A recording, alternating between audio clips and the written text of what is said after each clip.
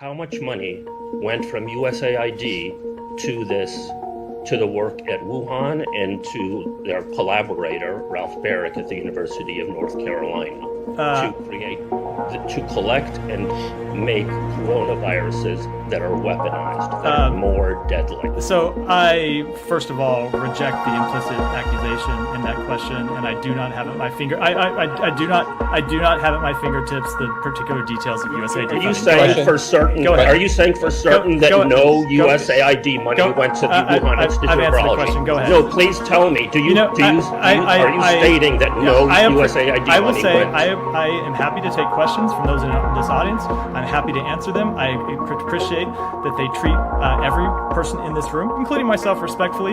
I called on you. I'm now calling on someone else. Go ahead. Me respectfully, please tell me, what are you denying? Go ahead, what please. is your denial? It's a non-denial denial.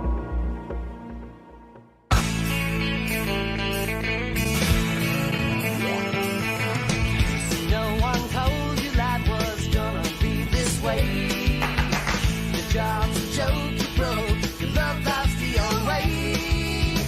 It's like you're always stuck in second gear. When it hasn't been your day, week, your month, even your year. But I'll be there for you when the rain starts to pour. I'll be there for you like I've been there before. I'll be there for you, so there for you too.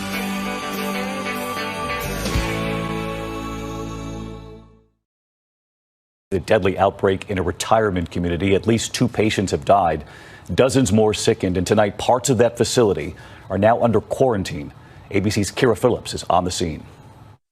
Tonight, a deadly outbreak in Virginia. 2 deaths and dozens of residents sickened by a respiratory illness here at the Green Spring Retirement Community. For a respiratory outbreak to occur in July would certainly not be as likely as for it to occur during the winter. In just the past 11 days, 54 people have become ill, symptoms ranging from a bad cough to pneumonia.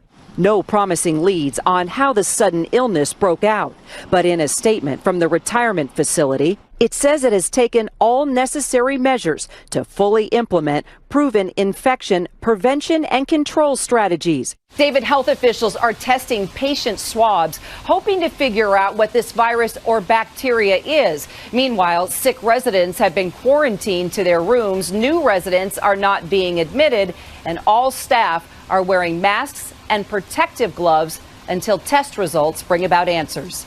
David? Kira Phillips tonight. Kira, right now, a second Fairfax County retirement community is battling a mysterious respiratory illness. And this time, people are getting sick at Heatherwood in Burke. This is following a similar outbreak at Green Spring and Springfield. Our Kristen Powers visited the Heatherwood community to find out what health officials are saying about that illness. Mystery is really the perfect way to describe this illness, because at this point officials don't know what it is, and they're saying it's unusual that it's spreading at this specific time of the year. Here's what we do know. At least 25 people have gotten sick at Heatherwood Retirement Center. For 2 people, that has turned into pneumonia. Thankfully here, no one has died. This respiratory illness is happening just 7 miles from the Green Spring retirement community, where 3 people have unfortunately died. In addition, more than 60 residents at Green Spring's Garden Ridge facility have gotten sick. About 24 have gone to the hospital, and we've just learned that nearly 20 employees have gotten sick there as well. A big question today: is the spreading illness at Heatherwood and Green Spring linked? This is several miles away from Green Spring. We have investigated that outbreak. There is no evidence of any connection whatsoever between the situation there and the situation at Green Spring. So far, the CDC has tested 17 different samples from Green Spring, but so far the results have not given an answer as to what this illness is. So still a mystery today. In Burke, I'm Kristen Powers, ABC 7 News. What evidence does the Trump administration have that the coronavirus started in a lab in Wuhan? There is zero evidence that this virus came out of a lab in China. How do you know which is the band that corresponds to SARS. So usually we can look at that. Peter Daszak worked with the Wuhan Institute of Virology, and they literally captured 10,000 bats. And they took blood samples from the 10,000 bats, and they found 50 coronaviruses that had been unknown. No one knew they were out there, and yet they had the capability of moving from the wild into human beings. So they created a catalog of the genomes of all of these viruses. Have there been any benefits from this work so far? Well, you know, the breakthrough drug remdesivir that seems to have some impact on COVID-19 was actually tested against the viruses we've discovered under our NIH research funding. And so that testing would not have been possible if it hadn't been for the work that you did with the NIH grant. Correct. It would not have been able to happen, and we wouldn't have known how good this drug remdesivir is. We actually shot the story just in the last couple of weeks, and then after we shot the story, we discovered that the Trump administration had canceled all of his funding, $3.7 million to be spent over 5 years. When we started to dig into that, we discovered that it was all part of this conspiracy theory, the facts dead wrong, that the $3.7 million was being given to the Wuhan Institute of Virology, the Chinese Institute of Virology in Wuhan, China. Well, it was never that. That was based on a conspiracy theory. It was based on bad reporting. The $3.7 million was to Peter Daszak's US-based, New York City-based EcoHealth Alliance, which does this virus investigation work all around the world. What does it matter that this grant was terminated? Well, it matters because, number one, our work is used in developing vaccines and drugs to save American lives and lives of people around the world. So that matters a lot. Number two, if we really want to know where viruses are going to emerge and cause the next pandemic, we need to have scientific collaborations like this. There are only eyes and ears on the ground in countries that are very difficult for political reasons to work in. We are the front line of preventing the next pandemic, and we need to get on with our job. He should know. He's an American scientist who's been working with Chinese virus researchers for years. So why was his critical pandemic funding suddenly canceled by the White House? Coronaviruses are pretty good. I mean, you're a virologist, you know all this stuff, but you can manipulate them in the lab pretty easily. It's just spike protein drives a lot of what happens with the coronavirus, zoonotic risk. So you can get the sequence, you can build the protein, and we work with Ralph Barrick at UNC to do this. I'm on the WHO team for a reason, and you know, if you're going to work in China on coronaviruses and try and understand their origins, you should involve the people who know the most about that. And for better or for worse, I do. He says the team did look into the leak theory during a visit with lab scientists and deemed it extremely unlikely. We met with them, we said, do you audit the lab? And they said, annually. Did you audit it after the outbreak? Yes. Was anything found? No. Do you test your staff? Yes. No. But you're just taking their word for it. Well, what else can we do? There's a limit to what you can do, and we went right up to that limit. We asked them tough questions. They weren't vetted in advance, and the answers they gave we found to be believable, correct, and convincing. But weren't the Chinese engaged in a cover-up? They destroyed evidence. They punished scientists who were trying to give evidence on this very question of the origin. Well, that wasn't our task, to find out if China had covered up the origin issue. No, I know. I'm just saying, doesn't that make you wonder? We didn't see any evidence of any false reporting or cover-up in the work that we did in China. The technique that Dr. Barrick developed forces mutations by serial passage through cell culture that the mutations appear to be natural. In fact, Dr. Barrick named the technique the no-see-em technique because the mutations appear naturally. Nicholas Baker in the New York Magazine said nobody would know if the virus had been fabricated in a laboratory or grown in nature. To the paper of Barrick and Shi.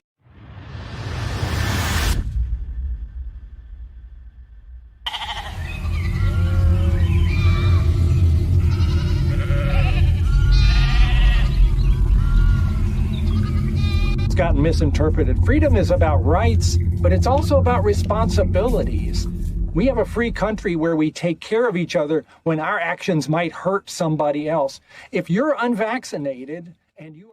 What would you do to protect those who you love? The people you work with, the people you care about, the people you love. We do not fund. Do you fund Dr. Barrett's gain of function research?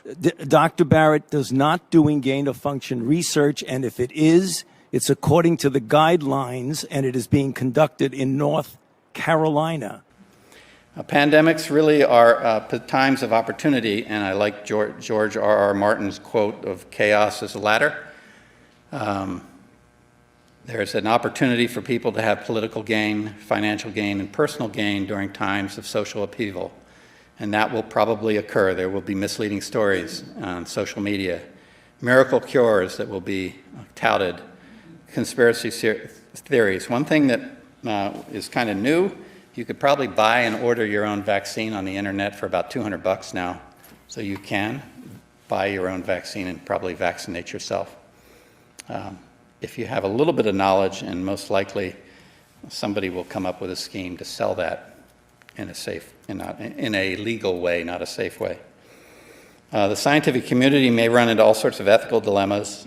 At UNC, there's at least a dozen faculty who can have experimental vaccines already within 2 weeks. There's other groups that will be able to test drugs for ability to inhibit virus replication in cell culture that will be done within a month, and those will get published. There'll be lots of hype, there'll be news reports. None of it's FDA approved, none of it's truly safe, but if you're dealing with a 10 to 20% mortality rate, people are going to want to take it. And that leaves all kinds of ethical dilemmas around the concept of what would you do to protect those who you love. This is not about freedom or personal choice. It's about protecting yourself and those around you, the people you work with, the people you care about, the people you love. But interestingly, the technique that Dr. Barrett developed forces mutations by serial passage through cell culture that the mutations appear to be natural. In fact, Dr. Barrett named the technique the no-see-'em technique because the mutations appear naturally. Nicholas Baker in the New York Magazine said nobody would know if the virus had been fabricated in a laboratory or grown in nature. To the paper of Barrett and Shi in Nature Immunology, is that what you're referring? I need to know specifically. Yeah, so Dr. Barrett and Shi printed studies on this S1 unit that was basically the development of the key to the door that was specifically took the original SARS virus and made it so it would bond to the human lung cells. No, there was no gain. If you're referring, Senator, to gain of function by the definition. Okay, that's not my question. Of what would you do to protect those who you love? The people you work with, the people you care about, the people you love. My job as president is to protect all Americans. So tonight, I'm announcing that the Department of Labor is developing an emergency rule to require all employers with 100 or more employees that together employ over 80 million workers to ensure their workforces are fully vaccinated.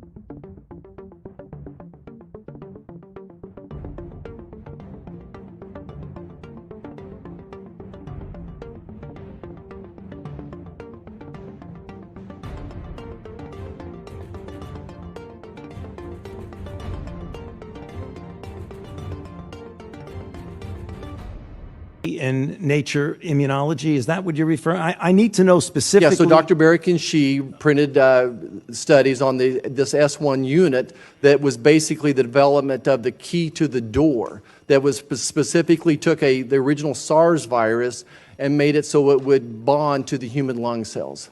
No, there was no gain. If you're referring, Senator, to gain of function by the definition. Okay, I mean, that's not my question. What would you do to protect those who you love? The people you work with, the people you care about, the people you love. My job as president is to protect all Americans. So tonight, I'm announcing that the Department of Labor is developing an emergency rule to require all employers with 100 or more employees that together employ over 80 million workers to ensure their workforces are fully vaccinated.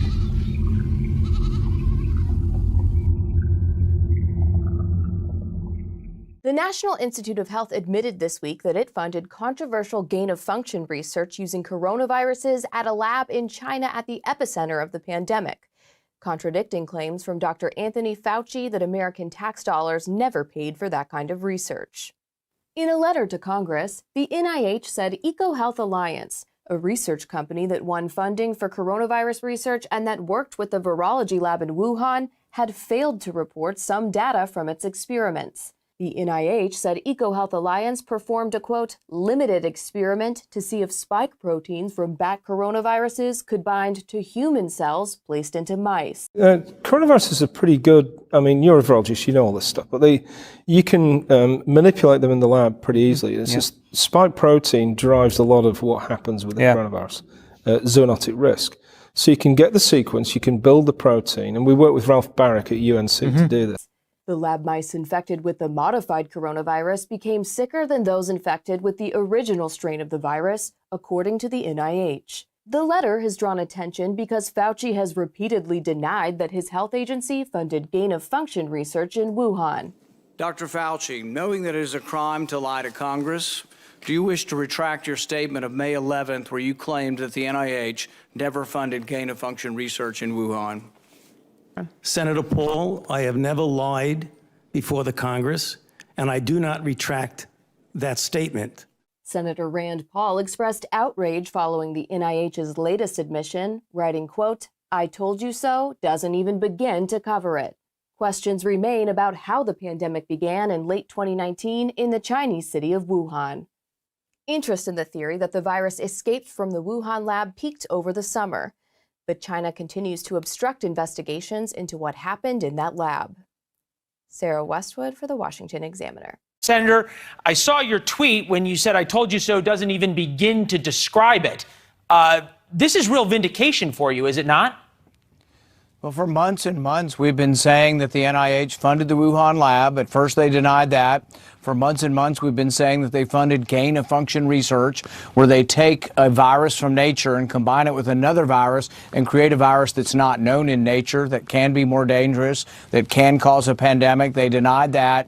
And now we have the evidence from NIH, and it looks like NIH is starting to point fingers. So instead of it being Dr. Fauci's fault, they're going to say, oh, no, it was EcoHealth's fault. So the interesting thing will be if this divides Peter Daszak from EcoHealth from Dr. Fauci, and if maybe they'll begin to testify against each other, maybe we'll get to some form of truth. But the bottom line is, yes, they took viruses that don't exist in nature, they combined them, created viruses that are more dangerous to the public, and then they had a cover-up so this wouldn't be seen. And now they've been caught in a cover-up, and the NIH is exposing them. But to this day, people don't realize this. We're still funding research at the Wuhan lab. NIH, I say we, Dr. Fauci is, NIH is funding a 5-year one project from EcoHealth that goes from 2020 to 2025. To my knowledge, that program is still being funded and ongoing. Which in and of itself asks a lot of questions. But more importantly, why lie about it? You and the doctor got into a lot of debates over this, but if it was being done, why lie about it?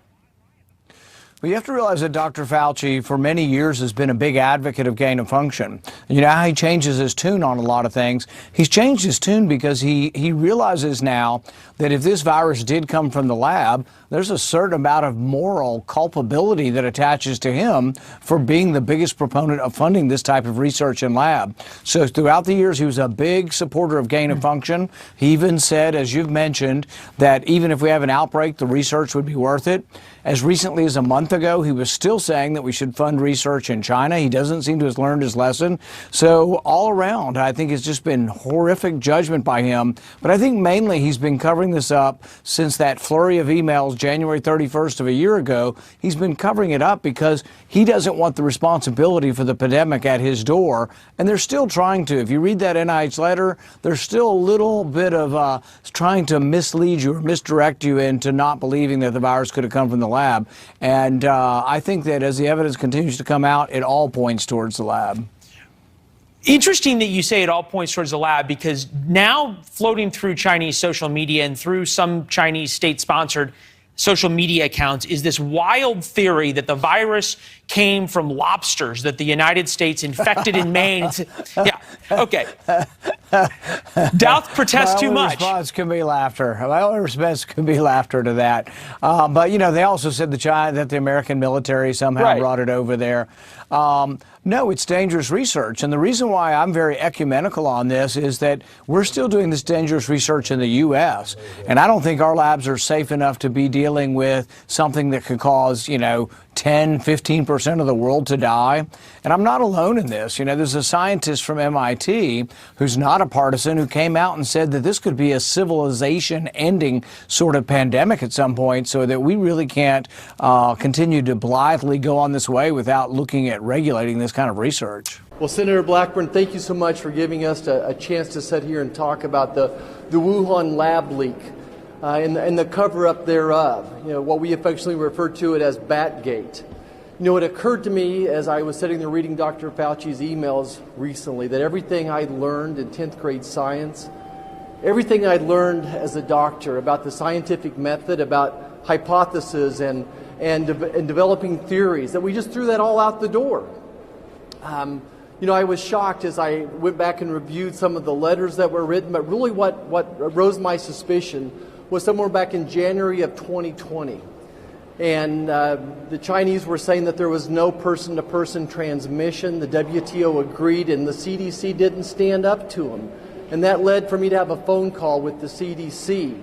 And all the national journalists were reporting that the United States scientists were investigating this new novel virus. And when I talked to the CDC, they said, well, we've got scientists in Beijing, but they're thousands of miles from Wuhan, so we really don't have anything to tell you. And then the next thing I see is a letter signed by a group of scientists who have ignored even the possibility that this virus could have risen from the laboratory. They totally ignored it. They threw out the scientific hypothesis that this was even feasible. And didn't come to find out most of those scientists, if not all of them, were receiving some type of funding then and in the future from the NIH, and our CDC sat there and nodded their head in agreement. And then national journalists, big tech companies, they worked together to suppress this story. They worked together to censor those of us who thought that this virus may have originated there. And not only did they suppress, they actually shamed people who thought that this might have came from a laboratory. And then finally, we see in Dr. Fauci's emails a collusion, working with Dr. Fauci, big tech working together to suppress this story. Here we are, we're 17 months later. We still don't know anything much more about this virus. I think that we have to hold the CCP accountable. And if the United States is in any way accountable, if they helped fund laboratories that led to the development of this virus, then we need to be held accountable as well. And we need a deep dive into what viral gain of research rules look like going forward as well. We're never going to get to the bottom of this unless we stop this cover-up of the Wuhan lab leak, until we stop Batgate. So it's easy to criticize, but they're really criticizing science, because I represent science.